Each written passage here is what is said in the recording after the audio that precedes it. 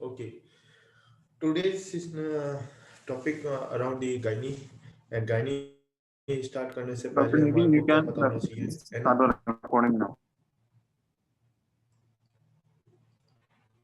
pardon, Yes, you can start. Anatomy.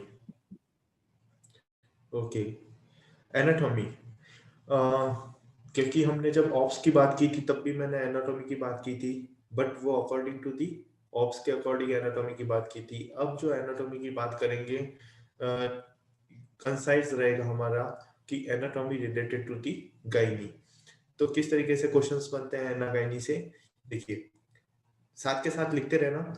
आपके जो notes हैं वो साथ के साथ बनेंगे, क्योंकि मैं भी साथ के साथ लिख रहा हूँ. मैं आपको पीपीटी प्रेजेंट नहीं कर रहा हूँ, ठीक है. तो लेबिया मेजोरा,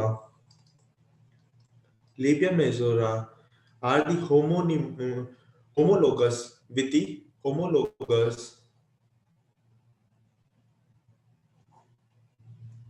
लोगस विथ दी. ये डायरेक्ट आता है कि मेल में किसके होमोलोगस होता है, वो होता है स्क्रोटम. ओके, इसी तरीके से क्वेश्चन क्या बनता है, labia minora homologous with with the penis.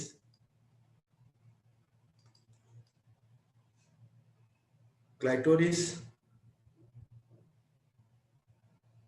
अगर ये माइनोरा की बात करें तो होमोलोगस किसके अंदर बात, it is the homologous with the vertebral aspect of the penis की बात करेंगे, ठीक है.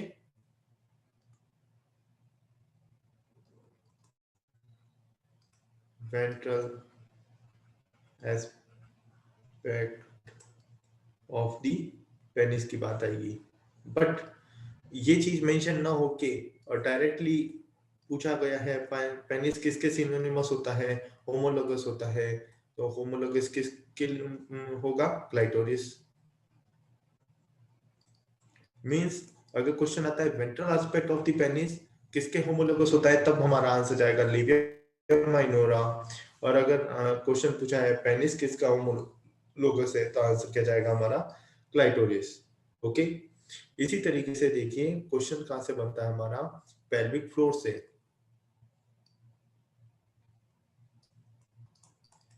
पेल्विक फ्लोर या पेल्विक डायफ्राम, ठीक है. किससे मिलके बनता है, डायरेक्ट क्वेश्चन आता है ऑल एक्सेप्ट करके क्वेश्चन पूछा जाएगा, ठीक है. ऑल एक्सेप्ट करके किस तरीके से, हमारे को तीन चीजें पता होनी चाहिए कौन कौन सी मसल्स बनाती हैं pelvic diaphragm. प्यूबो coccygeus,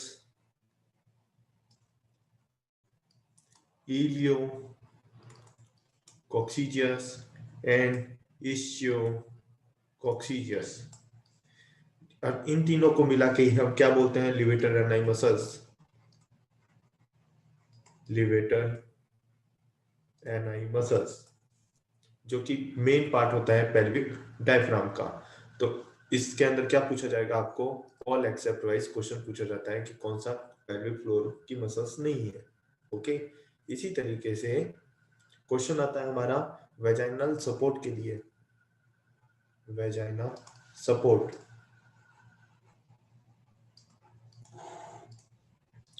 okay.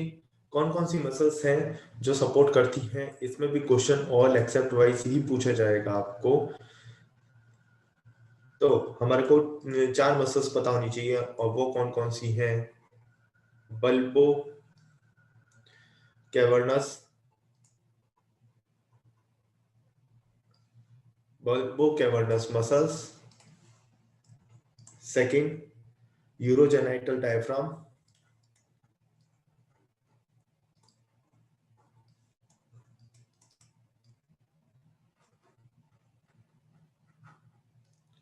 Diaphragm. Third one is the perineal muscle.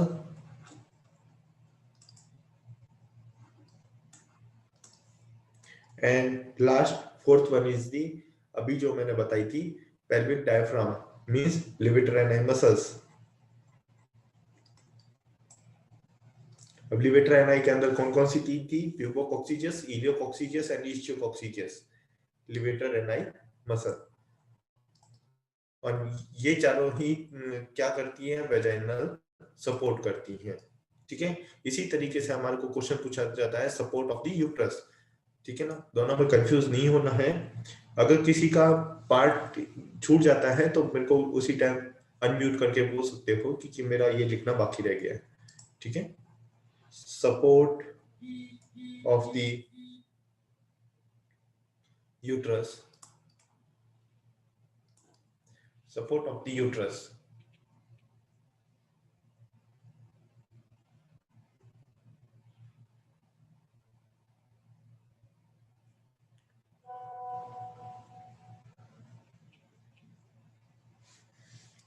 तो सपोर्ट ऑफ द यूट्रस में कई सारी चीजें आती हैं। इसमें भी क्वेश्चन क्या बनेगा? ऑल एक्सेप्ट वाइज ही क्वेश्चन बनता है। कभी नहीं पूछा जाता है कौन सा सपोर्ट करता है, इसमें क्वेश्चन पूछा जाता है कौन सा सपोर्ट नहीं करता है। तो सपोर्ट सारे पता होने चाहिए, कौन कौन से हैं, लाइन से याद होने चाहिए। Pelvic diaphragm,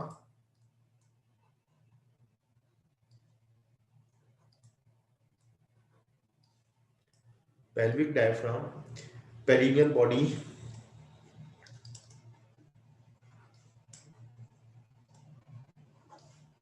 perineal body, urogenital diaphragm,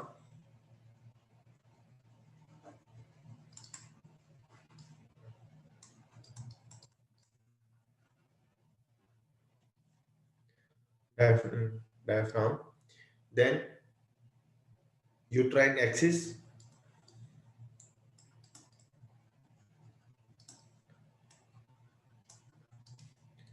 then pubo cervical ligament,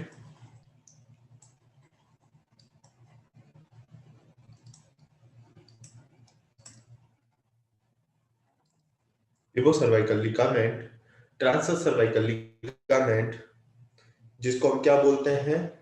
cardinal ligament. Okay,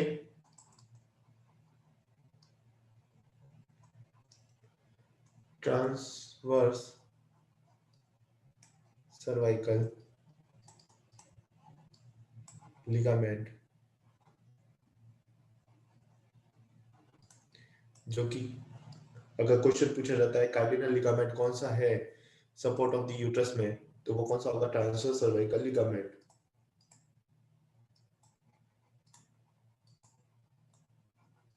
cardinal ligament. Okay, uterosacral ligament,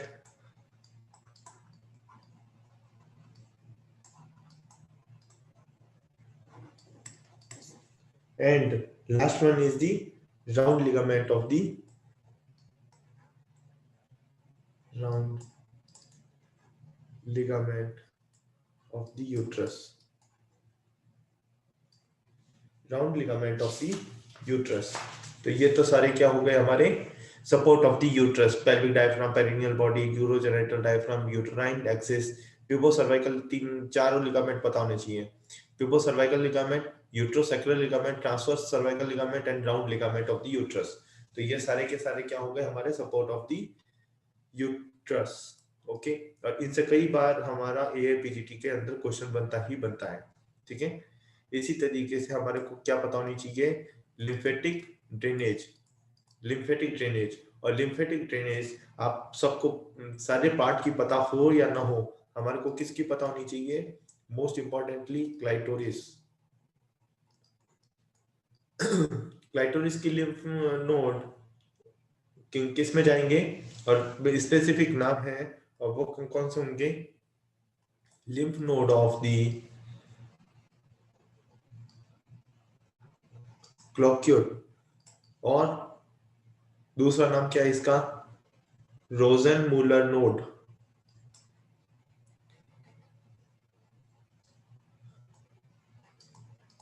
रोजेनमूलर node without passing through the superior inguinal node, ये डायरेक्टली किस में जाते हैं? Node of the lymph node of the Cloquet और Rosenmuller lymph node में। इसीलिए ये question पूछा जाता है क्योंकि इसकी डायरेक्ट ड्रेनेज इसके अंदर होती है, न कि सुपीरियर इंग्वाइनल लिम्फ नोड इसमें नहीं होती है, वो डायरेक्टली किस में जाता है, lymph node of the क्लोक्यूट।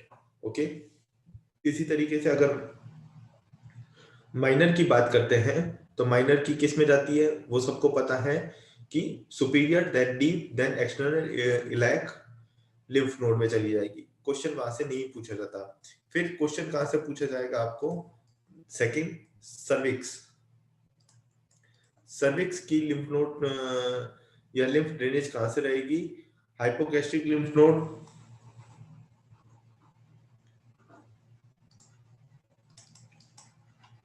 Hypogastric lymph node, obturated lymph node, obturator lymph node, then sacral lymph node,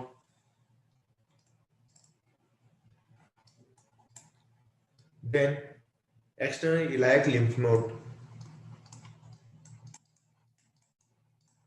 एआईपीजीटी के अंदर क्वेश्चन पूछा गया था कि सर्विक्स का लिम्फ ड्रेनेज किस में नहीं रहता है, ऑल एक्सेप्ट करके क्वेश्चन आया था।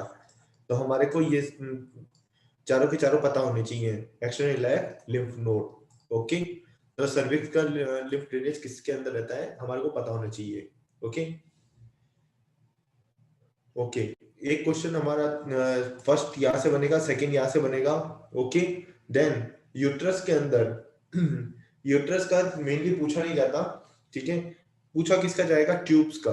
ठीक है, थर्ड नंबर आता है, यहाँ पे लिखता हूँ third number, tubes, fallopian tubes. ठीक है, फैलोपियन ट्यूब्स एंड ओवरीज का अगर पूछा जाता है तो उनका डायरेक्टली रहता है किसके अंदर, एओर्टिक लिम्फ नोड के अंदर, एओर्टिक लिम्फ नोड के अंदर। बिकॉज यूट्रस का पहले तो जाता है lymph superior inguinal and then aortic lymph node में जाएगा, बट ट्यूब्स का एंड ओवरीज का डायरेक्टली एओर्टिक लिम्फ नोड में जाता है, इसीलिए ट्यूब्स का जरूर पूछा जाता है एंड ओवरीज का। ओवरीज का भी डायरेक्टली, ये जब अपन ने ऑप्स चालू किया था तब ऑप्स में भी अपन ने ये लिम्फ नोड लिम्फ ड्रेनेज की बात की थी। ओके ओके, अब आप अपन बात करते हैं गायनी रिलेटेड बात। oogenesis begins in the ovary at the कौन से गेस्टेशनल टाइम पीरियड में oogenesis स्टार्ट होता है, oogenesis oogenesis begins in ovary at the 6 to 8 week of the gestation।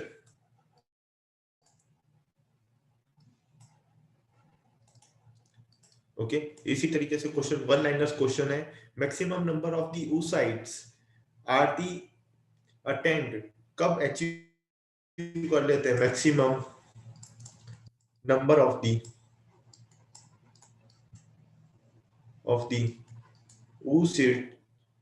oocytes, जो कि मैक्सिमम नंबर कितना होता है, 6 to 7 million at the 20th week of the gestation, 20th week of the gestation। इसी तरीके से क्वेश्चन क्या पूछा जाता है, all primary oocytes in the ovary of the newborn are the arrested in the late prophase, means of the meiosis till puberty। puberty की बात में नेक्स्ट हमारा स्टार्ट होगा ना, तो ये तो बेसिक है, इनमें से क्वेश्चन नहीं पूछे जाते, बट मेनली हमारे को oogenesis begins and maximum number of the oocytes पता होना चाहिए। ठीक है, एक इसी तरीके से क्वेश्चन पूछा जाता है कि first polar body is released just prior to the ovulation।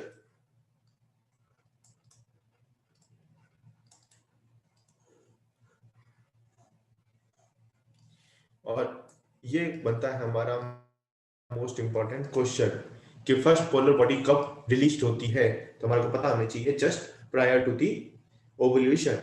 Okay, और इसी तरीके से क्या क्वेश्चन पूछा जाता है, second polar body released after या at the time of the fertilisation.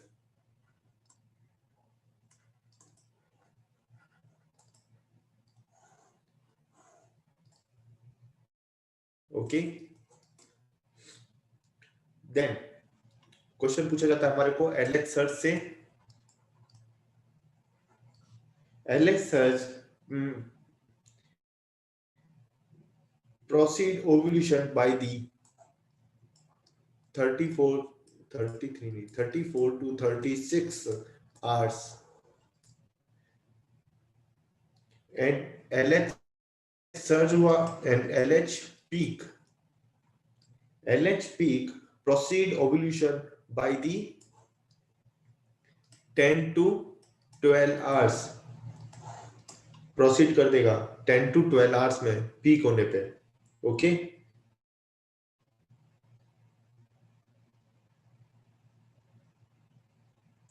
अच्छा, एक कंडीशंस हमारे को पता होनी चाहिए और वो कंडीशंस क्या है, prior to the ovulation,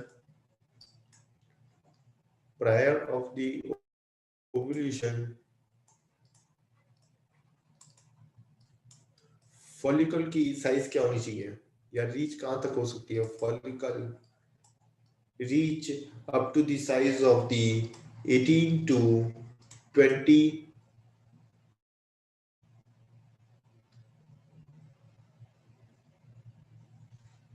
just a second 18 to 20 micromillimeter and endometrium की thickness, endometrium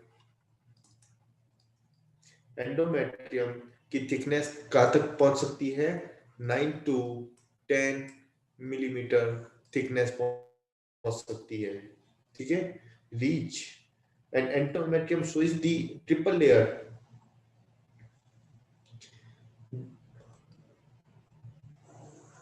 इसमें ट्रिपल लेयर यूएसजी में शो होने लगेगी, एंडोमेट्रियम की ट्रिपल लेयर जब हमारी थिकनेस कहां तक पहुंच जाए, 9 to 10 मिलीमीटर। ओके, एक लाइन फिक्स होती है और ये क्वेश्चन बच्चों वाला क्वेश्चन पूछा जाता है, क्या ovulation occur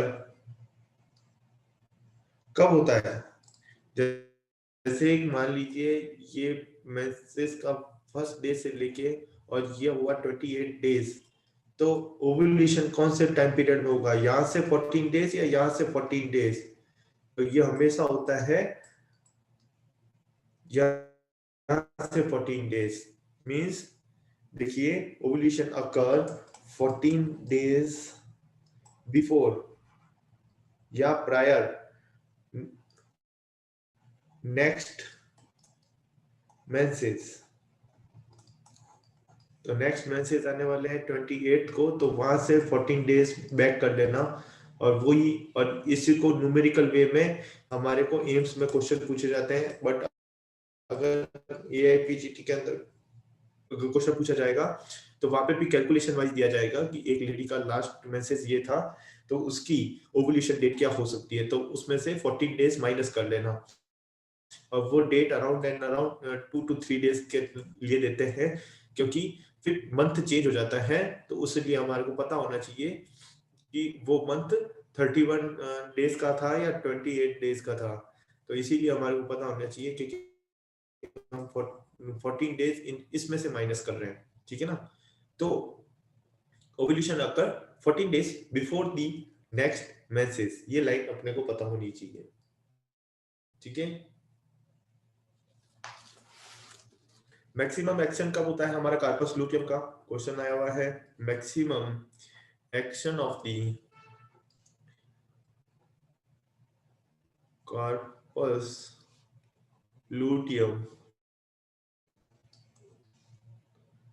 is at the 22 day of the menstruation.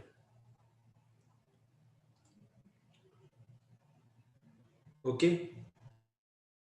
22 का मीन्स क्या हो गया, अराउंड एंड अराउंड ओव्यूलेशन के 8 डेज बाद में, around and around 8 days after ovulation. Menses से रिलेटेड क्वेश्चन नहीं पूछा गया है क्योंकि हमारे को क्वेश्चन वाइज आंसर देना पड़ता है, तो हम इसको ये लिख सकते हैं around and around 8 days after ovulation, after ovulation. Okay in absence of the fertilization or implant, carpus luteum persist for the, corpus luteum कितने टाइम तक परसिस्ट कर सकती है, persist of the carpus luteum in absence of the fertilization, in absence of the fertilization it is around 12 to 14 days, 12 to 14 days. Okay, maximum growth of the carpus luteum in pregnancy, maximum growth of the carpus luteum of the pregnancy is at the 8 week of the gestation, 8 week of gestation. And degenerate कब हो जाएगी, degenerate, क्योंकि ये सारी चीजें मैं one liner में इसलिए बता रहा हूँ क्योंकि यहाँ से सारे के सारे वन लाइनर क्वेश्चन ही पूछे जाते हैं। Degenerate at the 6th month of the gestation, month of the gestation। कुछ चीजें फिक्स होती हैं तो हमारे को ये सारी चीजें याद करनी ही पड़ेगी। ये पूछा जाता है जैसे कि हमारा फर्टिलाइजेशन कौन से पार्ट में होता है,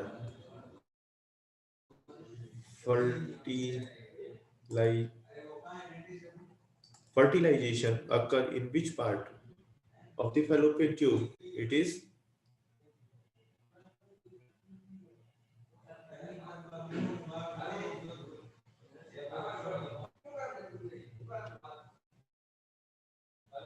am I audible?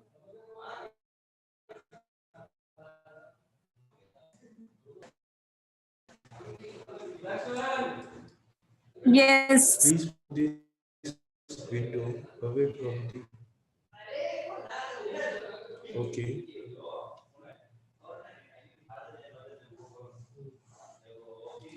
It is ampullary part of the tube. Okay. इसी तरीके से fertilized egg entered into the uterus means ये हमारा fallopian tube और यहाँ से हमारा यूट्रस में एंटर हो जाए तो इसका टाइम पीरियड क्या है, fertilized egg entered into the uterus on the day of the, तो ये कौन से डे पे एंटर करेगा हमारे यूट्रस में, वो एंटर करता है 18 to 19 of the cycle,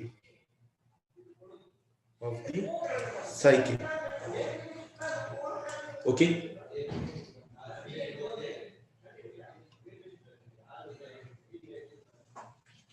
ये हुए हमारे वन लाइनर्स कि किस तरीके से वन लाइनर्स क्वेश्चन पूछे जाते हैं,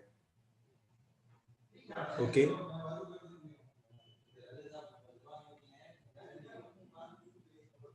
इसी तरीके से एक क्वेश्चंस पूछे जाते हैं, हमारे कंसेप्ट क्लियर होना चाहिए और वो कंसेप्ट क्या है, देखिए ovular pen, ovular pen,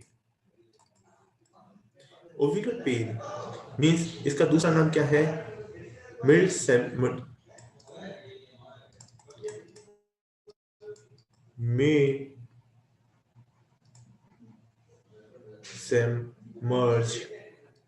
pen, okay. किसी भी नाम से आ जाए हमारे को पता होना चाहिए किसके बारे में पूछ रहा है, ओव्यूलर पेन के बारे में पूछ रहा है, ओके। ये क्या होगा आपको भी पता है, अभी बताया था, मिड मेंस्ट्रुअल पीरियड के टाइम पे पेन होता है। Pain is usually situated on the hypogastric और in the iliac fossa, one of the iliac fossa, okay, pain is usually located on the one side, okay, with इसके अंदर characteristic क्या चीज मिलेगी, मिड मेंस्ट्रुअल टाइम पीरियड में होगा। And second important चीज कि यहाँ पे जो नोजिया एंड वोमिटिंग है, nausea and vomiting is conceptually absent, is con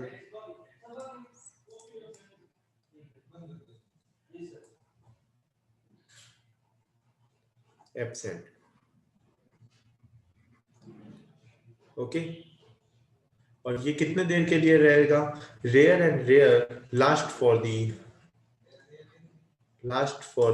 greater than 12 hours, greater than 12 hours, okay.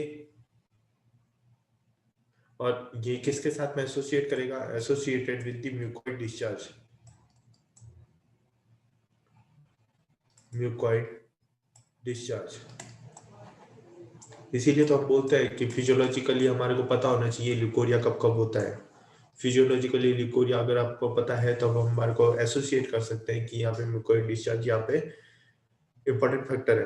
अच्छा, कुछ फैक्टर्स एसोसिएट होते हैं ओवुलर पेन के लिए, वो फैक्टर कौन कौन से होने चाहिए जो कि ओवुलर pen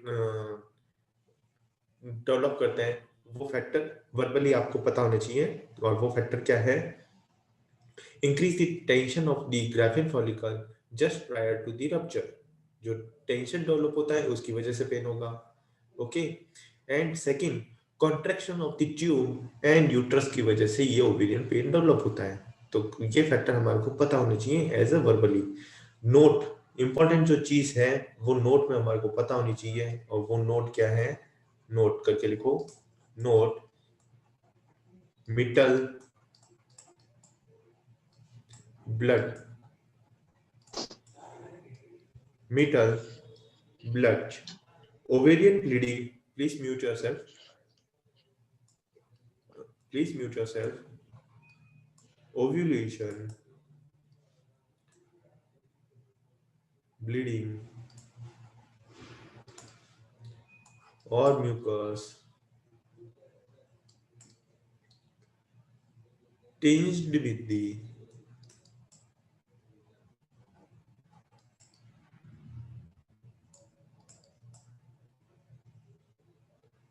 blood at the time of the ovulation,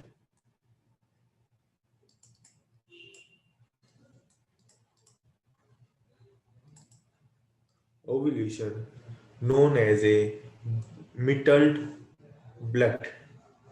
तो क्वेश्चन क्या पूछा जाएगा, मिटल्ड ब्लड क्या चीज है, ओवली, ये जो मैंने अभी बताया जस्ट प्रायर में कि ये किसके साथ में एसोसिएट करता है, it is associated with the mucoid discharge. और म्यूकोइड डिस्चार्ज कैसा हो सकता है, आइदर म्यूकोइड वाइट डिस्चार्ज और स्लाइट वेजाइनल ब्लीडिंग के साथ में हो सकता है।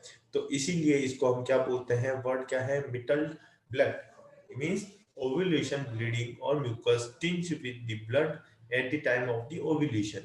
इसी को हम क्या बोलते हैं, मिटल blood, okay.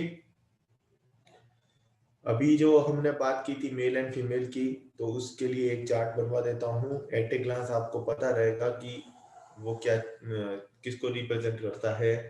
Means male and female derivative of the embryogenic urogenital structures, कि कौन सा पार्ट मेल के अंदर कहाँ से डेवलप होता है, एम्ब्रियोलॉजी की अगर बात करें तो फीमेल,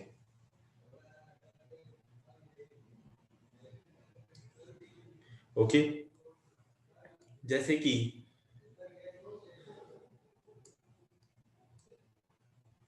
लेबियो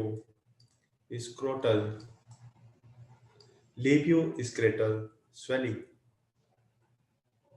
किसको डेवलप करती है, मेल के अंदर स्क्रोटम को, एंड फीमेल में किसको डेवलप करेंगी, लेबिया मेजोरा को। इसी तरीके से देखिए यूरोजेनिटल फोल्ड,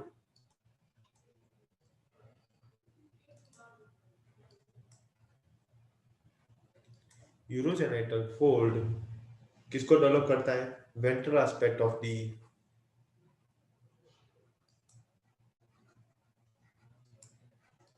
पेनिस एंड यहाँ पे माइनोरा, जो कि हमने रिप्रेजेंट भी किया था। माइनोरा किसको रिप्रेजेंट करता है?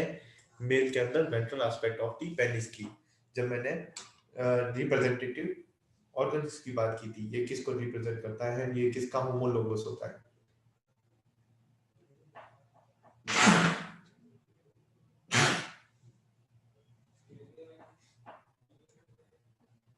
इसी तरीके से जेनाइटल ट्यूबरकल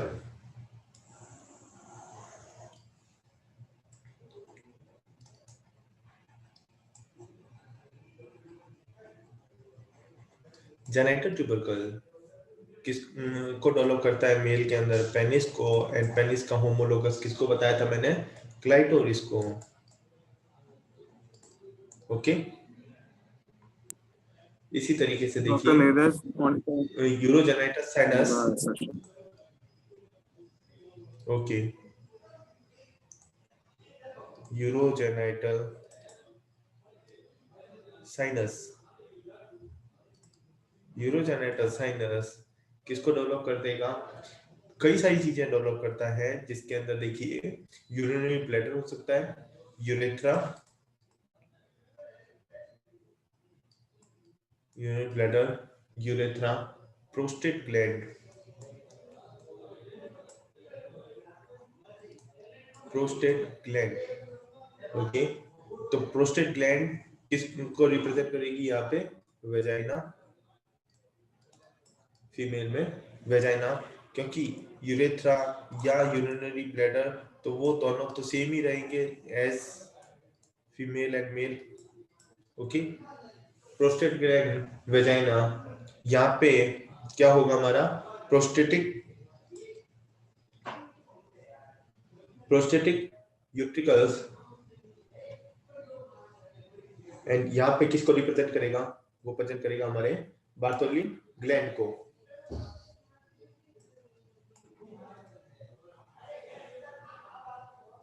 बार्थोली ग्लैंड को। ओके, एक क्वेश्चन हमारा पूछा जाता है, जस्ट आगे चलते हैं, वो इंपॉर्टेंट है इसीलिए वो बताता हूँ। मीजोनेफ्रिक डक्ट,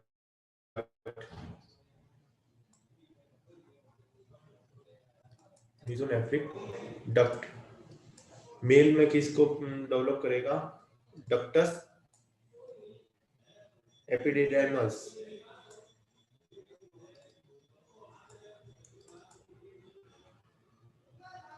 एंड मेल में फीमेल में किसको रिप्रेजेंट करेगा? Ducts of the oof hormone, duct of the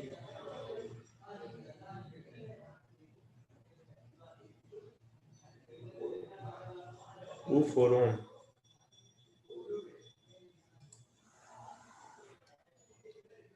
इसी तरीके से हमारा को पूछा जाता है हमारा टेस्टिस एंड ओवरी के लिए, जैसे कि मैंने बताया था टेस्टिस किसको रिप्रेजेंट करता है?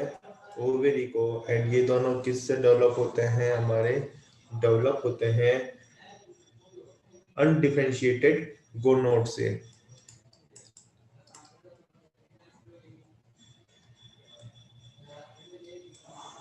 अनडिफरेंशिएटेड गोनेड से।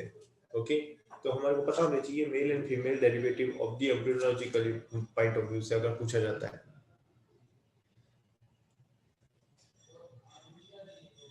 अच्छा, एक चीज हमारे को पता होनी चाहिए, क्या? एक सर्किल जो चलता है, साइकिल जो मेंस्ट्रुअल का साइकिल जो चलता है, ये फर्स्ट डे एंड ये है हमारा 28th डे। ओके, किसी का कोई क्वेश्चन था क्या?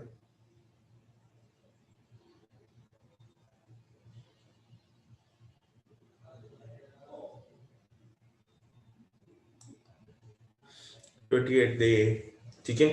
तो ये जो टाइम पीरियड होता है ये हमारा मिड पॉइंट है और वो है 14 डे। ओके, तो ये वाला जो फेज होगा, तो ये वाला फेज क्या कहलाता है हमारा? Follicular phase. ये होता है फॉलिकुलर फेज।